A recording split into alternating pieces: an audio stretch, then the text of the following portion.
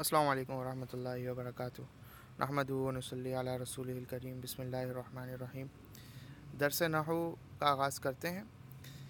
سب سے پہلے دیکھتے ہیں تمرین نمبر 3، جو کہ گزشتہ سبق میں ہم نے اس لیے چھوڑ دی تھی کہ اس کے اندر کچھ معنی مشکل ہیں، تو وہ آپ معنی سمجھ لیں، اس کے بعد اس کو حل کریں۔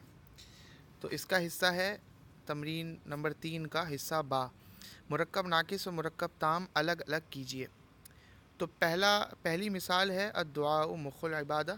اس کا مطلب ہے کہ دعا عبادت کا مغز ہے۔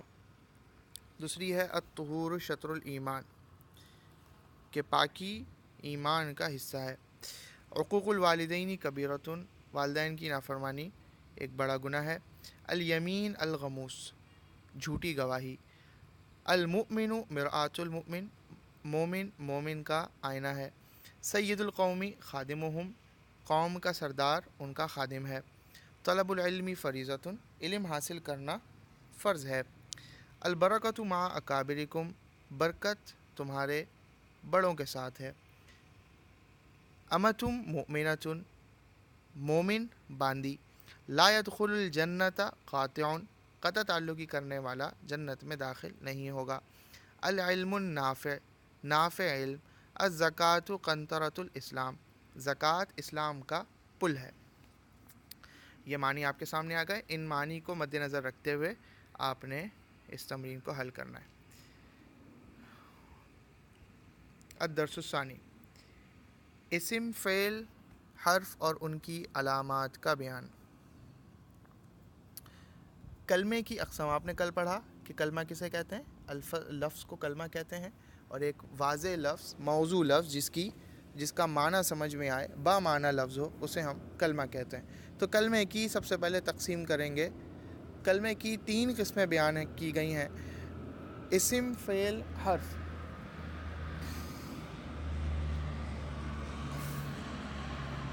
جو کلمہ اکیلا اپنا معنی ظاہر کرے اور اس میں کوئی زمانہ نہ پایا جائے اسے اسم کہتے ہیں، جیسے قلم۔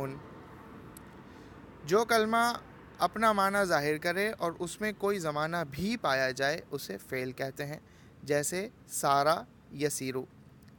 سارا یسیرو کہتے ہیں چلنے کو، سارا کہتے ہیں چلا، یسیرو کہتے ہیں وہ چل رہا ہے۔ اور جو کلمہ اکیلا اپنا معنی ظاہر نہ کر سکے اسے حرف کہتے ہیں، جیسے من الا۔ من عربی میں کہتے ہیں سے، یہاں سے وہاں، تو یہ جو سے کا لفظ ہے یہ من سے ادا ہوتا ہے، اور الا تک، یہاں سے وہاں تک، اس کے لیے ہم الا استعمال کرتے ہیں۔ تو آپ نے دیکھا کہ کلمے کی 3 قسمیں ذکر کی گئیں اور ان تینوں قسموں کی تعریف بیان کی گئی: اسم، فعل اور حرف۔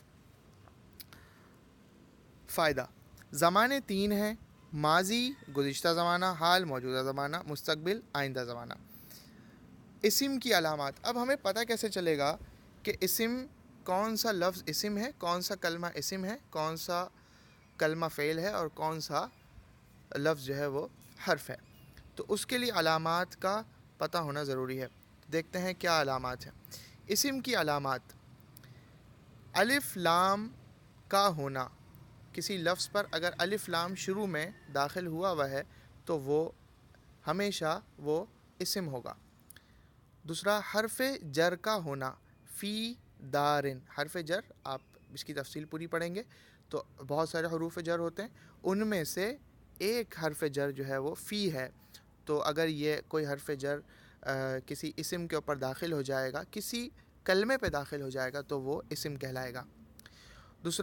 تیسرا، جر کا ہونا، جیسے ولد زید۔ جر کا ہونا کا کیا مطلب ہے کہ اسے ہم مضاف کہتے ہیں۔ کی کا جب ترجمہ آ جائے کسی جملے کے اندر تو اسے ہم مضاف کہتے ہیں۔ تو یہاں انہوں نے لکھا ہے کہ جر کا ہونا، تو ولد زید، تو یہ مجرور ہے، اس میں اگر آپ زید کو دیکھیں گے تو وہ مجرور ہے۔ چوتھا ہے تنوین کا ہونا، جیسے رجل، تو رجل کی اگر لام پر آپ آخری حرکت کو دیکھیں تو اس پہ تنوین ہے۔ پانچواں ہے گول تا، تائے مدورہ جسے ہم کہتے ہیں، کا ہونا، جیسے کراستن۔ کراسہ کہتے ہیں ایک کاپی کو۔ اور اس سے پہلے آیا رجل، رجل کہتے ہیں مرد کو، اور ولد زیدن زید کا لڑکا، اور اس سے پہلے آیا فی دارن، گھر میں، دار کہتے ہیں گھر کو، فی کہتے ہیں میں۔ تو یہ علامات آپ کے سامنے آ گئی۔ یہ علامات اگر کسی بھی کلمے پہ آپ کو نظر آئیں تو آپ یہ کہہ سکتے ہیں کہ یہ اسم ہے، اور اسے جو ہے وہ اس کلمے کو آپ اسم پہچان سکتے ہیں۔ اس کے آگے تنبیہ ہے کہ الف، لام اور تنوین ایک اسم میں جمع نہیں ہو سکتے۔ یہ انتہائی اہم بات ہے۔ اگر جیسے آپ نے پیچھے دیکھا کہ قلم، القلم کی مثال دی گئی، تو اس پہ الف لام اس کے آغاز میں، اس کے شروع میں اس کے ساتھ لگا ہوا ہے، تو ایسی صورت میں جب بھی الف لام کسی کلمے پہ داخل ہوگا تو اس کے آخر میں تنوین نہیں آئے گی۔ آگے دیکھیے، فعل کی علامات۔ اسم کی علامات آپ نے پڑھی، اب فعل کی علامات پڑھتے ہیں۔ تو اس کی 1 سے 3 تک علامات بیان کی گئی ہیں۔ سب سے پہلے قد، سین یا سوفا کا ہونا۔ قد، سین یا سوفا کا مطلب کیا ہے کہ کسی بھی کلمے سے پہلے اس کے شروع میں قد لگ جائے یا سین لگ جائے یا سوفا لگ جائے تو وہ فعل بن جائے گا۔ جیسے آپ دیکھیے، قد سمع، قد سمع، سیعلم، سوف یعلمون۔ تو دیکھیے، سمع سے پہلے قد لگ گیا، سیعلم، یعلم سے پہلے سین لگ گیا، سوف یعلمون، یعلمون سے پہلے سوف لگ گیا۔ تو آپ اس سے پہچان سکتے ہیں، ان علامات کی وجہ سے آپ پہچان سکتے ہیں کہ یہ جو یہاں پر الفاظ ہیں، یہ جو کلمات ہیں، یہ فعل کے ہیں۔ اس کے آگے دیکھیے 4 سے لے کے 7 تک، ماضی، مضارع، امر یا نہیں ہونا۔ ماضی جیسے ذہبا، مضارع جیسے یذہبو، امر جیسے اذہب، اور نہیں جیسے لا تذہب۔ اصل میں یہ اصطلاحات ہیں یہ زمانے کے اعتبار سے۔ تو ماضی گزرے ہوئے زمانے کو کہتے ہیں، مضارع حال یا مستقبل کو کہتے ہیں، امر کسی فعل کے حکم کرنے کو کہتے ہیں، اور نہیں کسی فعل کے نہ کرنے کو کہتے ہیں۔ تو یہ اگر یہ زمانے، ان زمانوں سے متعلق صیغے اگر لکھے جائیں گے تو وہ سارے کے سارے فعل ہوں گے۔ آگے دیکھیے، حرف کی علامت۔ اسم اور فعل کی کوئی علامت نہ ہونا حرف کی علامت ہے۔ اگر کسی کلمے میں آپ نے جو موجودہ اسم کی علامات پڑھی ان میں سے اور فعل کی علامات میں سے کوئی علامت نہ پائی جائے تو وہ حرف کہلائے گا۔ جیسے من اور فی، تو من کے اندر اگر آپ دیکھتے ہیں تو جو آپ نے اس سے پہلے علامات پڑھی ہیں وہ ان میں، من میں اور فی میں آپ کو نہیں نظر آئیں گی۔ اب اس کی تمرین کو دیکھ لیتے ہیں۔ سوال ہے کہ کلمے کی اقسام اور ان کی تعریف بیان فرمائیے، اور دوسرے نمبر پہ اسم، فعل اور حرف کی علامتیں بیان کیجیے۔ تیسرا ہے کس اسم میں الف، لام اور تنوین جمع ہو سکتے ہیں۔ یہ سوال ہے۔ تو یہ آپ نے چونکہ ابھی ہی پڑھا ہے، تھوڑی دیر پہلے ہی پڑھا ہے، تو آپ ان کو یاد آپ کر چکے ہوں گے، اور یاد نہیں ہوا تو یاد کر کے ان کو بغیر دیکھے، آپ نے بغیر اوپر سے دیکھے آپ نے ان سوالوں کے جواب یاد کرنے ہیں، اور یاد کر کے پھر ان کو لکھ کر آپ نے ہوم ورک جیسے آپ سبمٹ کرتے ہیں ویسے سبمٹ کرنا ہے۔ تمرین نمبر 2 ہے، غلطی کی نشاندہی کیجیے۔ جو کلمہ اکیلا اپنا معنی ظاہر کرے اسے اسم کہتے ہیں۔ کیا یہ صحیح ہے یا غلط، یہ آپ نے بتانا ہے۔ اسم کے آخر میں تنوین اور اس کے شروع میں الف لام جمع ہو سکتے ہیں، صحیح یا غلط بتانا ہے۔ قد، سین اور تنوین فعل کی علامتیں ہیں، صحیح یا غلط بتائیں۔ 4 نمبر ہے، حرف کی کوئی علامت نہیں ہے، یہ بھی آپ نے بتانا ہے کہ یہ صحیح بات ہے یا غلط بات ہے۔ اس کی ہم تمرین نمبر 3 دیکھتے ہیں۔ اسم، فعل اور حرف الگ الگ کیجیے، نیز اسم اور فعل کی علامتیں بھی واضح کیجیے۔ اب آپ دیکھیے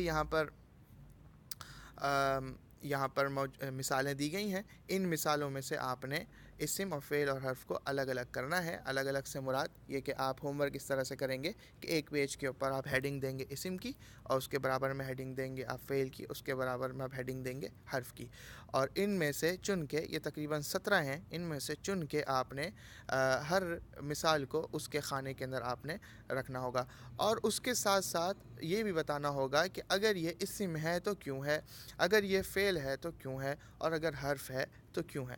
چلیں ان کے معنی دیکھ لیتے ہیں۔ سیجیء، سیجیء اگر میں معنی یہاں بتا دوں گا تو آپ فوراً سے سمجھ جائیں گے، لیکن پھر بھی میں معنی بتا دیتا ہوں۔ سیجیء کہتے ہیں وہ آئے گا، کافرن کافر واضح ہے، النار آگ کو کہتے ہیں، فی میں کسی چیز کے اندر، قد سرقا اس نے چوری کر لی، اخن اخن بھائی کو کہتے ہیں، لا تکذب جھوٹ مت بولو، علی کسی چیز کے اوپر، قالا اس نے کہا، القوم قوم، سمع اس نے سنا، قافلتن قافلہ، سوف تعلم سوف تعلم تم بہت جلدی، ان قریب جان جاؤ گے، جنتن جنت کہتے ہیں باغ کو، ینظرو وہ دیکھ رہا ہے، الصراط راستہ، انصر تم مدد کرو۔ تو یہ آپ کے سامنے معنی آ گئے، ان کو آپ نے الگ الگ کرنا ہے، اسم فعل اور حرف کی آپ نے حرف کی علامات کو سامنے رکھتے ہوئے ان سب کو آپ نے الگ الگ کرنا ہے، اور یہ کر کے آپ نے کل انشاءاللہ اس کو سبمٹ کرنا ہے۔